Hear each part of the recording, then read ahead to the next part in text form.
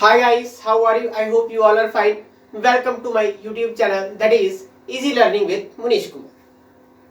Now we start new chapter of optics, that is part C, dispersion of light. In previous lecture we complete our refraction portion and now we study and discuss dispersion of light. Dispersion of light होता क्या है basically? समझे, आपने 10th में भी पढ़ा हुआ है. It is the phenomenon of splitting. इसका मतलब तो स्प्लिटिंग मतलब स्प्लिट होना. एक चीज बहुत सी चीजों में सेगमेंट्स में टूटती है.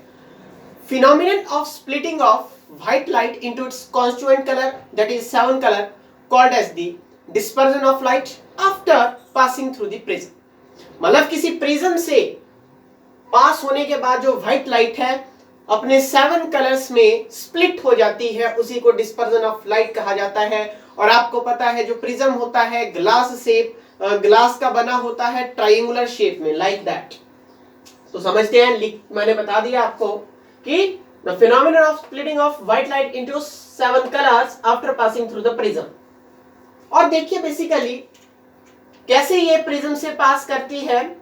जैसे व्हाइट लाइट का जो बेस्ट एग्जांपल होता है, दिस इज सनलाइट.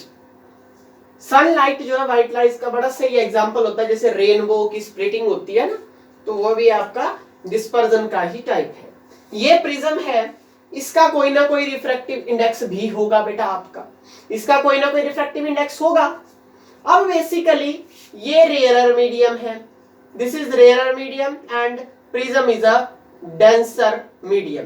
रेयरर से जब भी लाइट डेंसर की तरफ जाती है तो बेसिकली देखो यहां पर रिफ्रैक्शन किस तरह होगी एंड 7 में किस तरह. देखो ये मान लीजिए प्रिज्म है आपका, दिस इज अ प्रिज्म.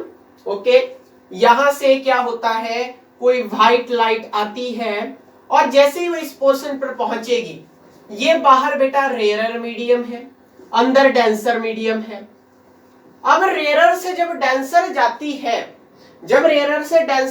है तो टुवर्ड्स नॉर्मल जो है लाइट रे बेंड करती है. अब इसकी नॉर्मल कहीं इस तरह से हम खींचेंगे, मतलब इस सी तक, मतलब जो सेंटर है इस मिरर प्रिज्म का, यहां कहीं पर उस सेंटर तक हम लाके आएंगे इसको. तो उसके अकॉर्डिंग आप क्या कर सकते हैं, कहीं सेंटर, आपको पता है सेंटर तक हम बनाते थे, है ना. तो कहीं सेंटर तक हमने क्या करना है, उसको खींचना है. जैसे यहां को खींचो ना इसको, ये तो ये इसकी नॉर्मल होगी. यहां पर एंगल ऑफ इंसिडेंस हाई हो जाता है व्हाइट लाइट का. अब ये टुवर्ड्स नॉर्मल आएगी तो इस तरह से थोड़ी स्प्लिट होगी यहां को.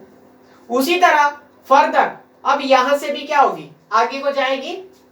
जब अब ये बेटा डेंसर है, डेंसर से रेयरर में अब जाना है इसमें, तो ये क्या हो जाएगी, अब अवे फ्रॉम दी नॉर्मल. अब इसकी बात की जाए, इसका नॉर्मल कैसे बनेगा, इस तरह से इसका नॉर्मल बनेगा. मतलब ये नॉर्मल है और ये रे अवे फ्रॉम दी नॉर्मल इस तरह से निकल जाएगी. अगर इसी को हम देखो, बेसिकली क्या होता है, अगर यही आपकी रे आगे को चली जाती जो आने वाली है, तो ये कहीं इस तरह से जाती. और इसी को अगर हम बैक ट्रेस करें, इस रे को इमर्जेंट रे बोला जाता है. क्या बोला जाता है, इमर्जेंट रे जो है इसको बोला जाता है. ठीक है, अगर इसी को बैक ट्रेस किया जाए तो कहीं यहां पर, अब इस इमर्जेंट रे और यहां का जो नॉर्मल के बीच का एंगल होता है, this is called as the angle of deviation delta. ये एंगल ऑफ डेविएशन कहलाता है, जो आप हमने प्रिज्म फार्मूला में पढ़ना है आगे basically.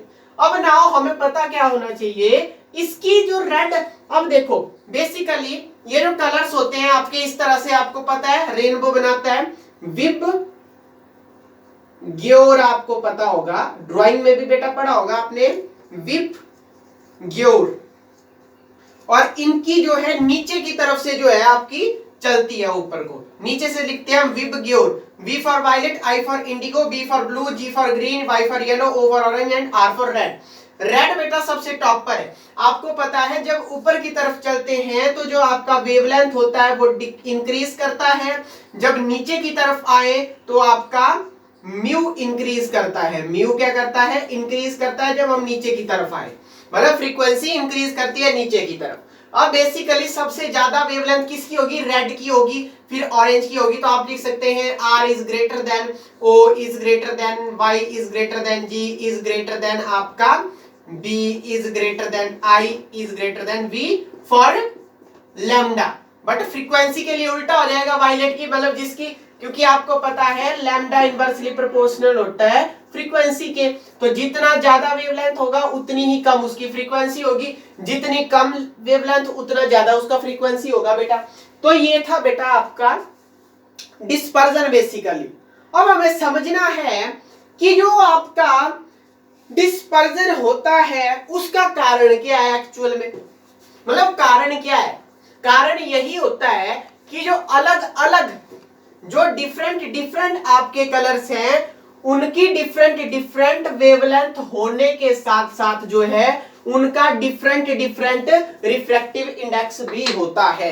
Basically cause of dispersion, cause of dispersion, dispersion का कॉज अगर हम देखते हैं तो बेसिकली यही होता है कि जो वेवलेंथ होगी, कॉज बोलता है जो basic cause dispersion of light का, कि जो रिफ्रैक्टिव इंडेक्स है मटेरियल का, मान लीजिए ये प्रिज्म है, इस प्रिज्म का रिफ्रैक्टिव इंडेक्स म्यू है, तो बेसिकली जब व्हाइट लाइट आएगी तो जो अलग अलग होंगे आपके कलर्स, जितने ज्यादा मतलब 7 कलर्स होंगे उनके रिफ्रैक्टिव इंडेक्स के अनुसार उनके क्या होंगे, अलग अलग ही उनकी क्या होंगी आपकी बेसिकली स्कैटरिंग भी होगी बेसिकली, और उनका डेविएशन भी अलग अलग होगा, और उनकी क्या होगी वेवलेंथ भी डिफरेंट होगी। तो यही कारण है कि डिफरेंट डिफरेंट कलर की डिफरेंट डिफरेंट वेवलेंथ होने के कारण डिफरेंट डिफरेंट ही रिफ्रैक्टिव इंडेक्स जो है मटेरियल का बेस करता है, डिफरेंट मटेरियल के लिए डिफरेंट जो है रिफ्रैक्टिव इंडेक्स होते हैं। फॉर एग्जांपल एक रिलेशन है आपका mu is inversely proportional to 1 by lambda square. इससे हमें पता चलता है कि किसी चीज का रिफ्रैक्टिव इंडेक्स अगर ज्यादा है तो उसकी वेवलेंथ कम होगी, जितना कम रिफ्रैक्टिव इंडेक्स उतनी ज्यादा वेवलेंथ। ये चीज आपको याद रखनी है। मतलब आपने देखा ना विब ग्योर, विब ग्योर मतलब अगर रेड की आपको पता है वेवलेंथ क्या है, मोर है, तो इसका जो रिफ्रैक्टिव इंडेक्स होगा वो कम होगा। सबसे ज्यादा रिफ्रैक्टिव इंडेक्स किसका होगा, वायलेट का होगा।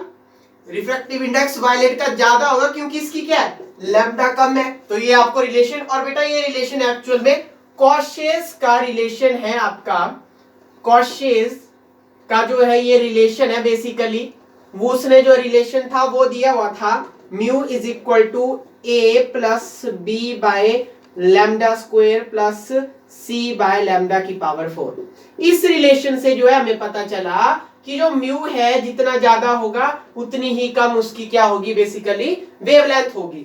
और इसी जो आपका ये जो आपका जो रिफ्रैक्टिव इंडेक्स है इसी पर एंगल ऑफ डेविएशन डेल्टा भी जो है डिपेंड करता है। देखो डेविएशन, ये जो बेसिकली मैं आपको बताता हूं एंगल ऑफ डेविएशन, मैंने आपको अभी भी बताया था, आगे भी हम डिस्कस करेंगे, और उस प्रिज्म के फॉर्मूले के लिए भी हम जब डेरिवेशन करेंगे तो उसमें आपको डेल की वैल्यू भी निकालनी होती है, डेल्टा की। हमने देखा है कि म्यू जो है आगे डेल्टा के डायरेक्टली प्रोपोर्शनल होता है, मतलब refractive index is directly proportional to delta, मतलब जितना ज्यादा रिफ्रैक्टिव इंडेक्स उतनी ही ज्यादा क्या होगी उसकी डेविएशन। देखो फॉर एग्जांपल यहां से समझो, रेड और वायलेट का हम एग्जांपल लेते हैं, ठीक है ना।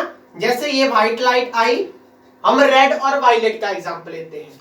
यहां से एक ये रेड हुआ, देखो बेसिकली रेड मैं लेता हूं, रेड और व्हाइट का, रेड और सॉरी ये रेड है, ये कहीं वायलेट इस तरह से नीचे होती है, ठीक है।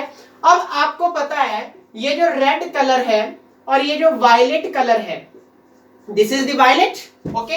आपको पता है ये अगर लाइट आगे बढ़ती तो इसने कहीं पर यहां पर होना था, है ना, और रेड की इस तरह से जाएगी तो ये अगर बैक ट्रेस करें तो इसका यहां पर बनेगा, अगर इसको हम बैक ट्रेस करें तो इसका कहीं पर ऐसे को इस तरह से बनेगा एंगल, ठीक है ना।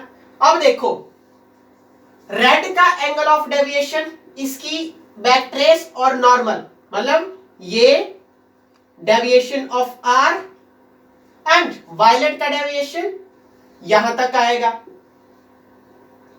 वायलेट का डेविएशन ज्यादा हुआ। क्यों?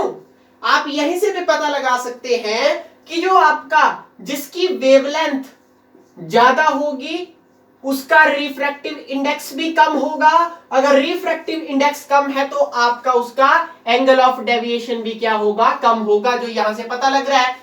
एंगल ऑफ डेविएशन वायलेट का मोर है एज कंपैरिजन टू एंगल इसके किसके? रेड के एंगल ऑफ डेविएशन से। जो आपको यहां से देखो रेड का छोटा डेविएशन है क्योंकि ये लाइट कम डेविएट हो रही है, जबकि वायलेट ज्यादा डेविएट हो रही है क्योंकि वायलेट लाइट की क्या है? वेवलेंथ कम है, फ्रीक्वेंसी ज्यादा है। जिसकी फ्रीक्वेंसी ज्यादा होगी वो ज्यादा डेविएट करेगी। यही तो रीजन है वेवलेंथ के कारण। आपने देखा होगा कि जितने भी सिग्नल्स होते हैं वो रेड होते हैं। डेंजर का सिग्नल रेड होता है, किसी गाड़ी को रोकना हो तो उसको रेड सिग्नल दिया जाता है। और पीछे आपकी जो बैक लाइट्स होती हैं गाड़ियों की उसमें भी आपके रेड सिग्नल्स होते हैं। तो क्यों? क्योंकि उसकी वेवलेंथ ज्यादा है, मतलब वो हमें दूर से दिखती है, उसकी वेव दूर तक पहुंच पाती है। ठीक है ना? तो due to that reason we use red colour. Question भी आता है why danger signal having the colour red? Due to its wavelength, more the wavelength more will be scattering of light, more will be the and angle of deviation कम बनेगा, उतनी वो deviate नहीं हो पाएगी तो वो सीधी दिखेगी हमें। That was why these are the cause of dispersion। और बेसिकली नेक्स्ट लेक्चर में हम prism formula angle of deviation minimum maximum के बारे में डिराइव करेंगे। And thank you and have a nice day and best of luck.